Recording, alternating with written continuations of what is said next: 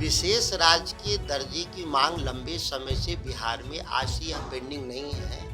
2002 में राबड़ी देवी के नेतृत्व में तत्कालीन भारत सरकार वाजपेयी जी की सरकार के सामने यह मुद्दा उठा था। तब से लेकर 21 साल हो गया, 2023 लगातार ये मुद्दे उठाए गए, जो भी सरकार में रहे बिहार के, लेकिन भारत सरकार ने कोई भी निर्णय लेने का काम नहीं किया। मैं एक बात कहता हूं कि अगर कोई कानून बाधा बनता हो विशेष राज्य देने का, तो विशेष सहायता देने से कौन रोक रहा है? कोई ऐसा कानून नहीं है जो विशेष सहायता न दे सके। पहली बार सीएम के समर्थन में उतरे सुधाकर सिंह। नमस्कार, आप देख रहे हैं न्यूज़ फॉर नेशन और मैं स्वाति पांडे आपके साथ। अक्सर बिहार के मुख्यमंत्री नीतीश कुमार के खिलाफ बिहार के पूर्व कृषि मंत्री सुधाकर सिंह मोर्चा खोले रहते हैं। नीतीश कुमार के खिलाफ बयान देते और उनके विरोध में खड़े होते नजर आते हैं सुधाकर सिंह। लेकिन पहली बार अब सुधाकर सिंह ने एक ऐसा बयान दे दिया है जिसके बाद ऐसा लग रहा है कि नीतीश कुमार के साथ खड़े हो गए। दरअसल नीतीश कुमार आए दिन बिहार को विशेष राज्य का दर्जा दिलाने की मांग करते हैं। इतना ही नहीं, नीतीश कुमार ने यह भी कह दिया कि बिहार को अगर विशेष राज्य की दर्जा केंद्र सरकार नहीं देती है तो हम उनके खिलाफ आंदोलन छेड़ेंगे, उनके खिलाफ जो है हम मोर्चा निकालेंगे। आज जब यही सवाल सुधाकर सिंह से पूछा गया कि केंद्र गृह मंत्री अमित शाह जो है वो बिहार आ रहे हैं नीतीश कुमार के साथ और तमाम अलग अलग प्रदेशों के मुख्यमंत्री के साथ बैठक करने वाले हैं, ऐसे में क्या अमित शाह को अब बिहार को विशेष राज्य का दर्जा दे देना चाहिए और नीतीश कुमार क्या इस मीटिंग में भी केंद्र सरकार से विशेष राज्य के दर्जा की मांग करेंगे? इस पर सुधाकर सिंह का बयान आता है सामने और सुधाकर सिंह कहते हैं नीतीश कुमार ने कहीं कुछ भी गलत मांग नहीं की है। अगर केंद्र सरकार विशेष राज्य का दर्जा नहीं दे सकती तो विशेष सहयोग ही दे दे। ये भला कहां कौन से कानून में लिखा है कि आप किसी प्रदेश को विशेष जो है सहयोग नहीं दे सकते? तो देखिए, वो सुधाकर सिंह जो कि जगनानंद सिंह के बेटे हैं, आरजेडी प्रदेश अध्यक्ष जगनानंद सिंह के बेटे और बिहार के पूर्व कृषि मंत्री सुधाकर सिंह अक्सर जदयू के खिलाफ और खासकर नीतीश कुमार के खिलाफ नजर आते हैं। वहीं सुधाकर सिंह अब नीतीश कुमार के सहयोग में इतना बड़ा बयान दे दिए हैं बीजेपी को लेकर और अमित शाह को लेकर। क्या कुछ सुधाकर सिंह का कहना है वो सुनवाते हैं। सबकी बैठक होने जा रही है, 10 तारीख को अमित शाह आ रहे हैं यहाँ।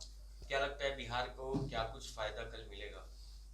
यह बिहार के लिए तो बैठक है भी नहीं, इसलिए फायदे का सवाल कोई अलग से नहीं माना जाना चाहिए।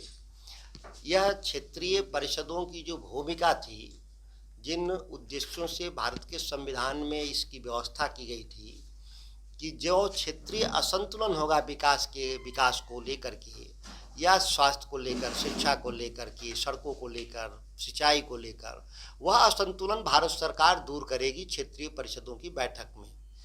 पिछले 10 सालों से अगर देखें मोदी जी की सरकार, तो क्षेत्रीय परिषदों की भूमिका को इन लोगों ने समेट दिया। बेहद ही सतही तरीके से इसको देखने का इन लोगों ने काम किया। केंद्रीय निवेश नहीं बढ़ने से पूर्वी भारत में, खासतौर से बिहार जैसे राज्य में लगातार हम पिछड़ते जा रहे हैं। जो सामाजिक और आर्थिक जनगणना हुआ, उस आंकड़े में भी आप देखेंगे कि बिहार के 70% लोग 60 रुपये प्रतिदिन कम के दिहाड़ी पर जिंदा हैं, आमदनी पर जिंदा है। शिक्षा को देखें तो उसमें भी हम केवल 7% हमारे पास ग्रेजुएट हैं, राष्ट्रीय औसत 15 होना चाहिए। तो इन बैठकों में एजेंडा होना चाहिए और उसको भारत सरकार कैसे उसको पूरा करेगी, ये कभी चर्चा का विषय नहीं हुआ। लंबे समय से मांग है कि नेपाल के साथ भारत सरकार बात कर ले। अंतर्राष्ट्रीय मुद्दा होने के चलते कोसी डैम बन जाता तो बिहार की अर्थव्यवस्था में 25% का इजाफा होगा, अकेले एक परियोजना से। उसको राष्ट्रीय परियोजना माना जाना चाहिए। कोई 1 लाख 1.5 लाख करोड़ रुपया कोई बड़ा रकम नहीं होता केंद्र सरकार के लिए। एक अहमदाबाद से मुंबई को एक अल्टरनेट कनेक्टिविटी, ऑलरेडी रोड से कनेक्टेड है, मुंबई से अहमदाबाद हवाई जहाज से कनेक्टेड है, फिर भी एक bullet train high speed corridor बिछाने में भारत सरकार 1.5 लाख करोड़ रुपए का निवेश कर रही है। तो चंद लोगों के लिए, जिसमें हमारे रोज प्रतिदिन वो 10,000 लोग यात्रा करेंगे, लोगों के लिए 1.5 लाख करोड़ खर्च कर रही है केंद्र सरकार। तो ये कोसी डैम पर अगर जरूरत हो 1 लाख करोड़ का भी, तो बिहार की आधी आबादी उससे लाभान्वित होगी। यह एजेंडा आज से पेंडिंग नहीं है। इसीलिए मुझे बहुत उम्मीद नहीं है कि अमित शाह जी के नेतृत्व में जो विकास के लिए जो बैठक होगा पूर्वी भारत के लिए, उससे कोई नई आशा जगेगी, ये मुझे उम्मीद नहीं है। विशेष राज्य के दर्जे की मांग लंबे समय से बिहार में आज से यह पेंडिंग नहीं है। 2002 में राबड़ी देवी के नेतृत्व में तत्कालीन भारत सरकार, वाजपेयी जी की सरकार के सामने यह मुद्दा उठा था। तब से लेकर 21 साल हो गया, 2023 लगातार ये मुद्दे उठाए गए, जो भी सरकार में रहे बिहार के, लेकिन भारत सरकार ने कोई भी निर्णय लेने का काम नहीं किया। मैं एक बात कहता हूं कि अगर कोई कानून बाधा बनता हो विशेष राज्य देने का, तो विशेष सहायता देने से कौन रोक रहा है? कोई ऐसा कानून नहीं है जो विशेष सहायता न दे सके, कोई कानून की धारा रोकता नहीं।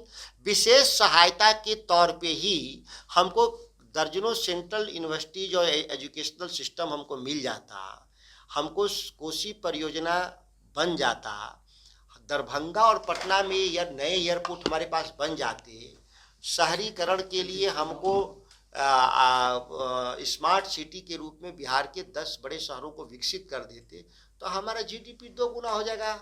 कोई इसमें बहुत बड़ा तो रॉकेट साइंस तो है नहीं, लेकिन भारत सरकार के एजेंडे में कभी भी बिहार और पूर्वी भारत रहा ही नहीं और आज भी नहीं है।